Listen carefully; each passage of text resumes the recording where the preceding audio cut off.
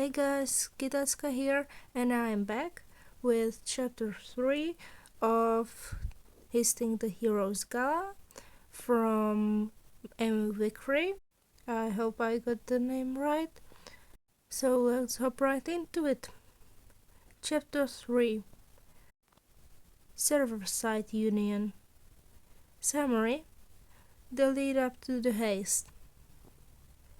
Chapter 3 Server-side Union. Time left before the gala: 2 weeks, 6 days. So, what's the plan so far, boss? Or whatever? Boss? Please don't call me boss. Oh my goodness. Anyways, Hatsume hummed pleasantly with a gadget in her hand, which she had just used to scour the building, and nearby forest land, as per his wishes, for any electrical signals. It was apparently some kind of modified starfighter, and after gushing over its many practical uses, Izuku had asked about commissioning another one from the young inventor, who was utterly beaming from the pride at the success of her babies. However, as of their current situation, all materials that Hatsume would usually have access to were either in the control of Power Loader or just simply unavailable for them to obtain without people noticing. And he would never ask the girl to see about buying the parts needed online with her own money, so Izuku had come up with another plan for how they would be obtaining gadgets for the robbery. Monoma-kun, could I ask some questions about your work? He said, glancing over to the blonde-haired boy with wide and innocent eyes. The other simply sighed and shuffled around a bit in discomfort. My quirk is called Copy. It allows me to use an inferior version of someone's quirk if I make contact with their skin. He ran a hand through his fringe absent-mindedly, and Izuku felt proud of the boy for being so calm, even if he did hate Izuku's class. What a powerful character development to be explaining his weaknesses in front of someone like him. Generally, I can keep around 4 quirks at one time, and my highest time for how long I can use one is 5 minutes in length.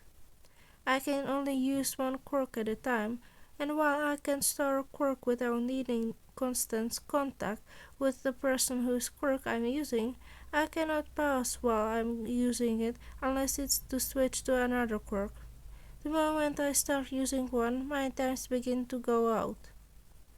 Monoma fell silent, glaring at the corner of the room, to nothing in particular.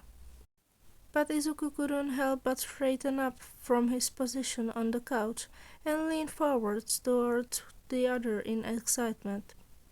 Monoma-kun, that is so cool.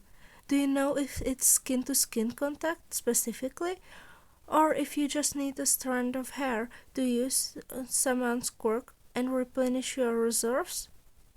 The other grimaced, with a hint of a sneer over his face, but otherwise a light blush dusting the corners of his cheeks. Izuku had noticed this begin to appear whenever the other was beginning to feel embarrassed. Hair doesn't work.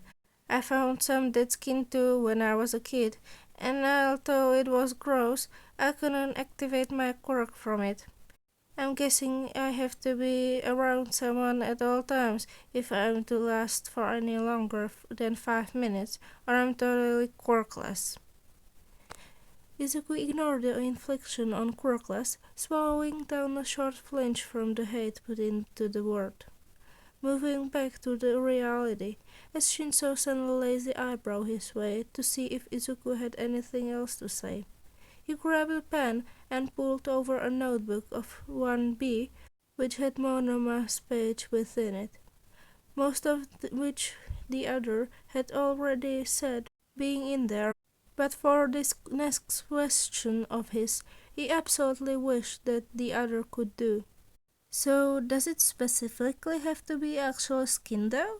For example, When the top layer of flesh was taken off of 5-point activation quirk user's hand, they are still able to have full use of their quirks due to the live DNA beneath.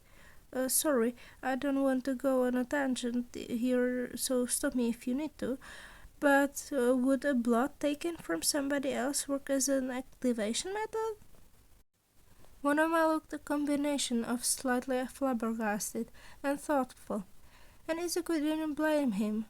Having a conversation with someone you didn't generally like, and having them turn the knowledge of your quirk that you have almost fully on its head must be a hard thing to have happened.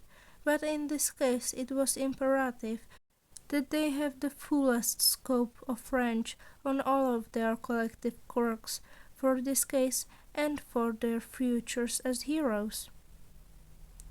I've never tested that before, although I don't see why it wouldn't feasibly work. Oh, nay, give me your blood. Izuku flinched back into the beige couch as Monoma jumped towards him, frantically waving his arms around to hopefully ward off the approaching wild-eyed student coming towards him as Shinzo snickered to himself. Hatsume egged on the Class B student, who steadily made his way towards Izuku in a very threatening manner. No, I mean not me, Monoma-kun. My quirk could be very dangerous. The other scowled with an eerily toothy grin as he swiped at Izuku, who kicked out in defense with sweat dripping down his forehead. This could be bad if Monoma copied his quirk. Would it happen just like All Might had said? Blasting apart the building they were in would be the least of his worries if Monoma copied one for all and blasted off his limbs. I'm sorry, but what the fuck? Did you say his fucking limbs could fly off? Izuku blinked and was suddenly back to reality, only to see Monoma having halted his assault with a white face, motionless in horror. Shinzo simply leaned away from Izuku on the couch in wide-eyed confusion and slight terror.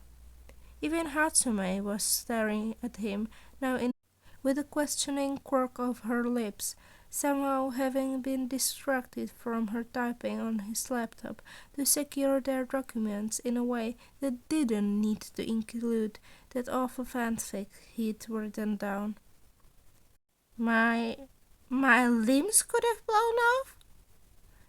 Izuku let out a quick eep and grimaced at his slip.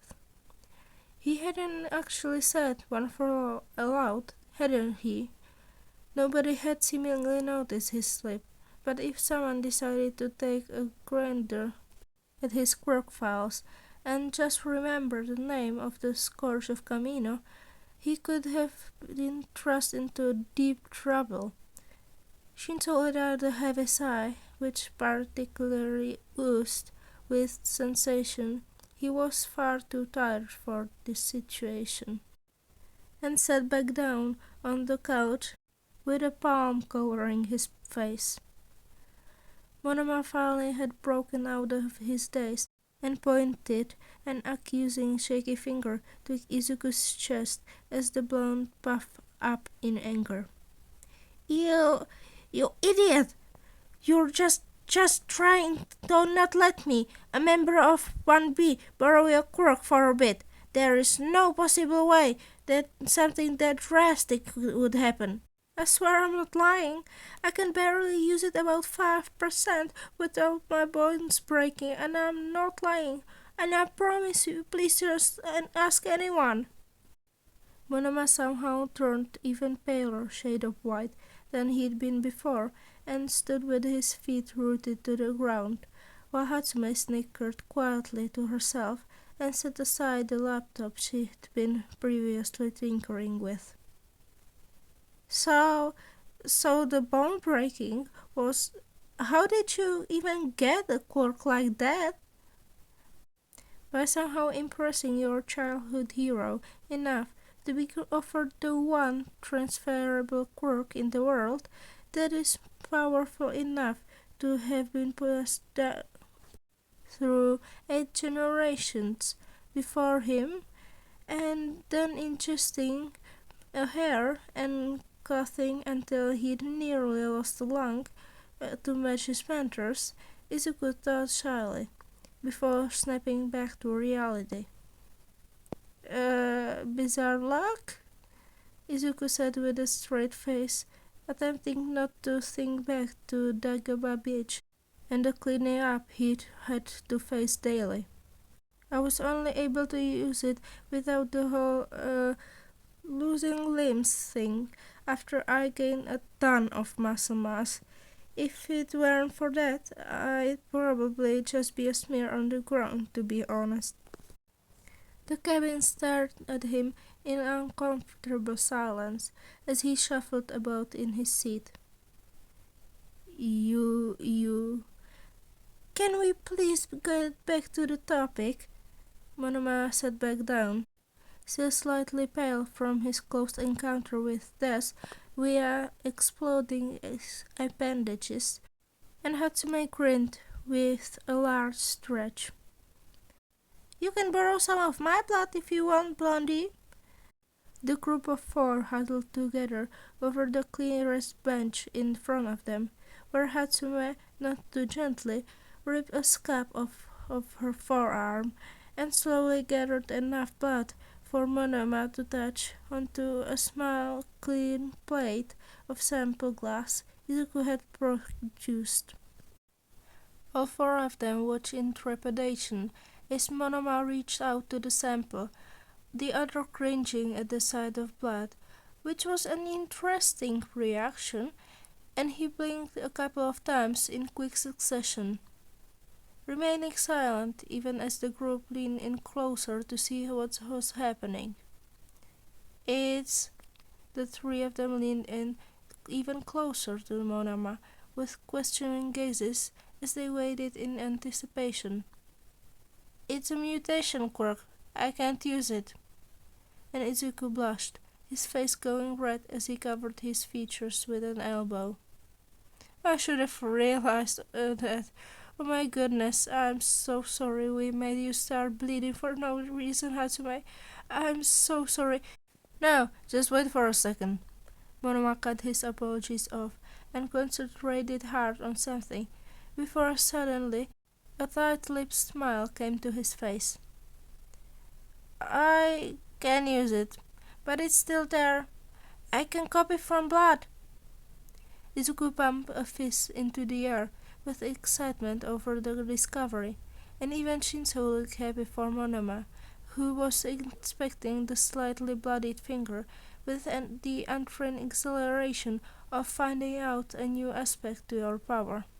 Eventually, the blonde-haired boy realized that he was celebrating with a Class A hooligan, and changed his wide-eyed mouth grin into a sneer with a fleeing blush on his cheeks. Well, yeah, I would have learned that anyway eventually. What do you want to know anyways, Class A? Trying to figure out weak spots of Class B, aren't you? The regular viciousness of Monoma's tones had gone down by quite a bit, Izuku noticed. But anyway, he needed to get to the point. Yes, sorry Monoma-kun. Most of my ideas are for how to deal with our current material problems. Do you know Momoya Yorozu from my class? He looked back to Monoma, whose eyebrows lifted in recognition as he thought for a moment, sitting back down on the couch in the meanwhile. That's the creator girl, right? The one who can make things from her stomach or whatever, he said, slightly guarded but still curious. Shinzo stretched a bit with a yawn to the side of Izuku, who nodded with uncontained excitement. Yes, so tomorrow there's a training exercise, and seeing as her quirk can create literally anything, and seeing as we... Hold on! Hatsume jolted up from where she sat on the floor. Since when she'd moved here? He really needed to work on his observation skills more, and stalked over to Izuku, so she was practically grasping his collar, with a frenzied expression of elation on her face. "There's a quirk in your class that can make anything? And I'm hearing only now?" Izuku flushed a bright red, and shakily extracted the girl's hands from their iron-clad grasp over his shirt. Shinzo snorted at the exchange, but quickly changed his tune as the inventor plopped herself down onto their current couch in between the two of them. The boy let out a sharp noise of pain as the sound of some hidden metal machine on the girl's frame hitting him in the ribs went through the room. Shakily smiling at her, Izuku discreetly distanced himself from Hatsume. Was she drooling? And shuffled to the arm of sofa. Yes, sorry, but never mind. She can create anything if she knows what the atomic composition is. So if I got some of her blood, then Monoma could. And Hatsume was shooting across the room to corner Monoma, where he sat on the couch, giving Izuku whiplash. Her eyes rabid as she stared down the blonde of her group with uncontained intensity. "Blondie, if you copy that quirk and make some materials, that I will make the greatest babies for you." Shinzo burst into a coughing fit as Izuku jumped to his feet and waved his arms in denial of Hatsume's words. The Class B student, looking as he wished he could be anywhere else in the world at that very moment, as the purple-haired boy on the couch continued to sputter and choke. "She means gadgets, not actual babies, just inventions." Monoma still looked awfully drained, as the girl over top of him grinned evilly and pulled out a tablet from nowhere and began to type faster than anyone could catch. Trying to fix the misunderstandings, as Shinzo was nearing tears behind him, Izuku couldn't help the buzz of excitement from within his mind. This may just turn out less of a mess and more of an actual success.